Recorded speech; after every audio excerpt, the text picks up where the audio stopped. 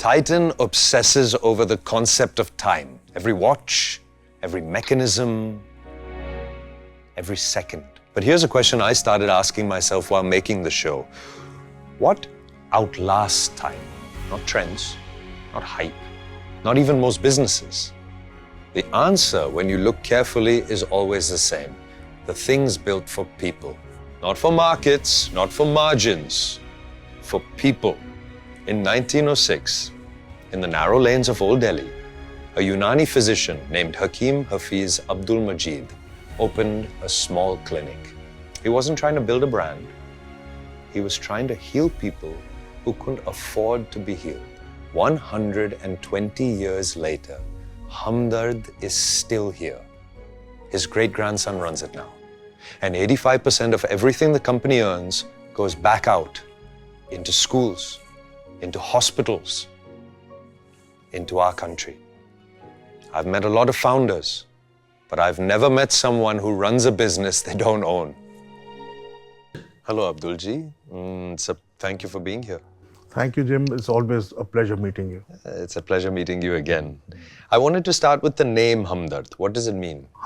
That we are there for you, and Dard stands for pain. When we are with you in your moment of suffering. So companions in pain. Compassionate. Yeah. Very nice. And what does it feel like to carry that name over so many years? Actually, it's always being a family member of such stalwarts of their times. It's always a pressure. It's always a pressure, and you have to live up to their, to their expectations about what this organization is. And what are those expectations? What is something that Hamdard would do which others may not have done so far? Actually, the whole philosophy, when Hakim Saab, the Abdul Majid Senior, he started this, was about propagating and promoting the indigenous system of medicine, especially Unani. But there was a far-flung, inner philosophy of the great Abdul Majid was that he didn't want to accumulate wealth. He wanted to give it away for a cause also. All the profits were given of this organization, the laboratories part, or Dawakhana as we used to call it at those times. It was all given to charity for health and education. And so you've managed to keep this going all the way up until now. For example, in COVID, something that happened is other companies increased the price of their medicine, but I don't believe Hamdard did. Why is that? Actually, that doesn't go with the ethos. So profiteering was never an objective. We are going to give the best quality at the most reasonable price. Even today, if I'm not saying anything very, very drastically big, but our prices are the least in the market. Incredible, incredible. Does it feel like freedom or does it feel like constraint? Do you sometimes wish actually you could expand with the profit? If we were a normal private-owned company, we could have spent much more in advertising, and I believe the turnovers would have been very, very high. But it's all about striking the balance that the institutions we have set up and the institutions which we are further going to set up, they require money. If a marketer would say to me that this is an opportunity, you spend, say, 50 crores on this project for sales, and we will do, but I still have to think that, my organizations will require money. What am I going to do? So we are cautious. And also, I think it's a worthy endeavor to think about life not just in terms of commercial success, but in terms of lasting legacy, in terms of giving back, in terms of pulling everybody up. And I think your organization strives to do this. Unani medicine, would you consider it science? Is it science? It's a science which led to modern science. Okay. The principles that have been developed over years and years and years have led to our modern ideas of science, which include... Because as you rightly put it, the human body remains the same, but the ways to heal it, will change over a period of time. Right. Development is going to come into them. Yes. You know? Yeah, sometimes the entire concept of Western science has like skepticism towards more natural products, even though the world is changing. I don't think that's the case anymore. I think, and does it bother you when people say, "Oh, natural means unscientific"? I think I'd like to put it differently. Okay. You know, the modern system, as so-called modern system, you know, attacks a particular problem. Right. This is the problem. If you take this medication, this problem is going to get resolved. Right. In our systems, especially Unani and Ayurveda, we believe that every individual is a separate Entity. being, and the medicine has to suit him and treat him holistically. For example, get to the root of the matter. Yes. It's a fast world. You need a fast solution, but that fast solution may not be the cure to the actual problem. Jim, you have asked me so many questions. Yes. Can I ask you a question? Yes, of course. In the endeavor that you have done in the last year, you played Mr. Desai, Yes. you know, the founder of Titan. And when I read about him and when I researched about him, you know, that particular gentleman was a selfless being. You know, he wanted to do something for a cause. Yes. You know, do you think that these kind of people, that breed has died, or that the breed still exists? How would you define it, or how would you look at it? I don't know. It's a very good question. I don't think the idea of sacrificing your own time and your own efforts for a bigger cause is dead. But I do think when it comes in relation to a business or in relation to an institution, I think that there is a kind of skepticism now. And what I think is quite remarkable actually about Titan and about the Tatas, and I only really experienced this when I went to Hosur and I stayed in the factory that Xerxes Desai had built. It was actually incredible. I'd been hearing a lot, and I'd even been saying the words before going there, that Titan is a family and you can't leave your family. And only once you go there, you kind of see that he really has built something.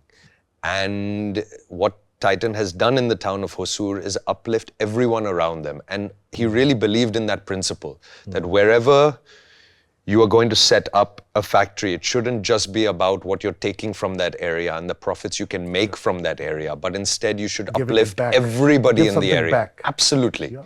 And he really, really, truly has done it. This generation, how much it gets inspired, I think people are still there. But I think so. I believe there's an opportunity, lack of opportunity is there, but I believe that people are still have that mindset. Yes.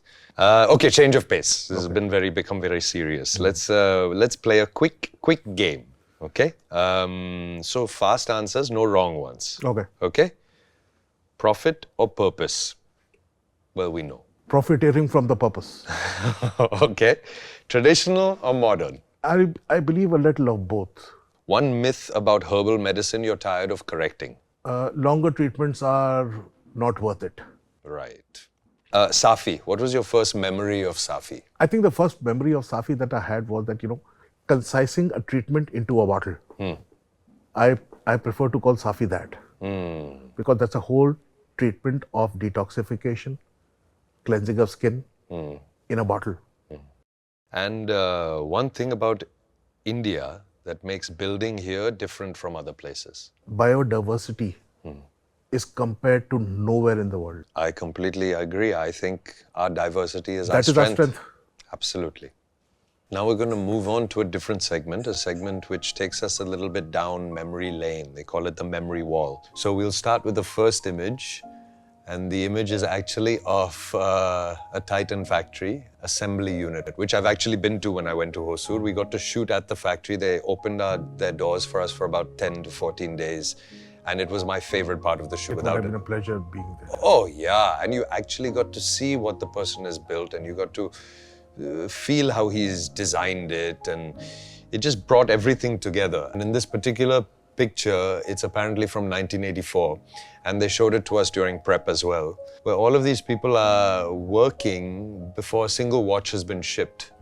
So they're working on a promise, they're working with a belief, they're working with a hope, having no idea whether the thing is going to be a success or not. Oh, this is one of... You are making me emotional. Good, good. This is a picture of Sri Lal Bahadur Shastri, who'd come to inaugurate the first Hamdard Research Clinic and Nursing Home. Yeah. So, a very interesting story I would like to tell you, that the Asif Ali Road, where you have already come, where the ground floor pe hamara clinic hai and the corporate office is there. This, what Shastri Saab is inaugurating, Honorable Shastri Saab is inaugurating, was the first allopathic clinic. And it was a medical hospital. Okay.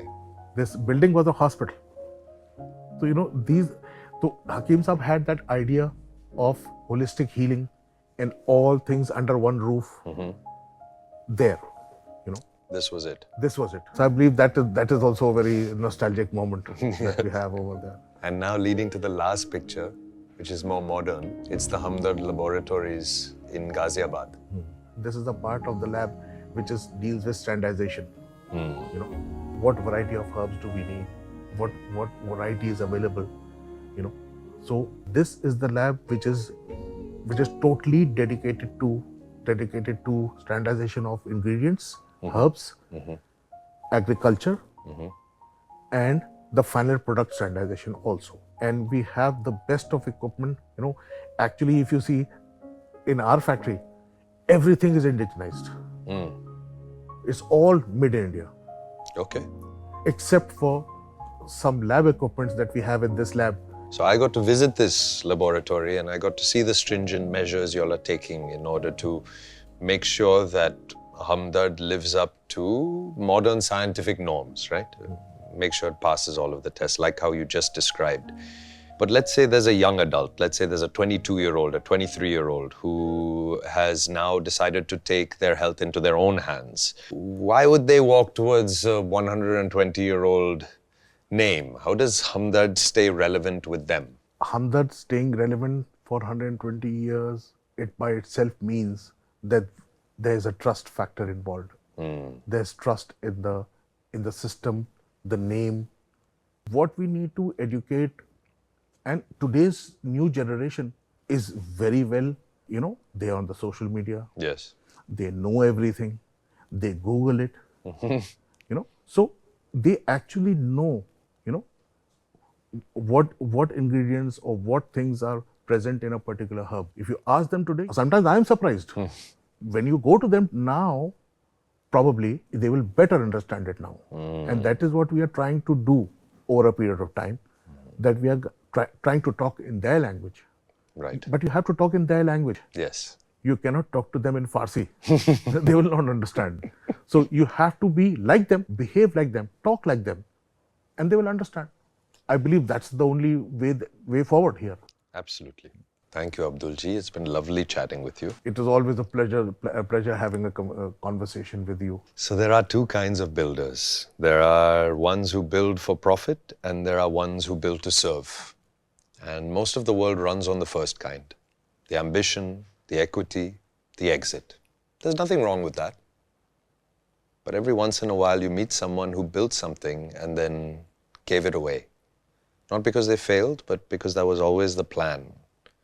Hamdard doesn't belong to Abdul Majid. It serves whoever needs it. That's a 120-year-old idea. And in 2026, it might be the most revolutionary thing I've heard all year. So congratulations. And I hope to Thank you, Jim. meet you again. Nice meeting you.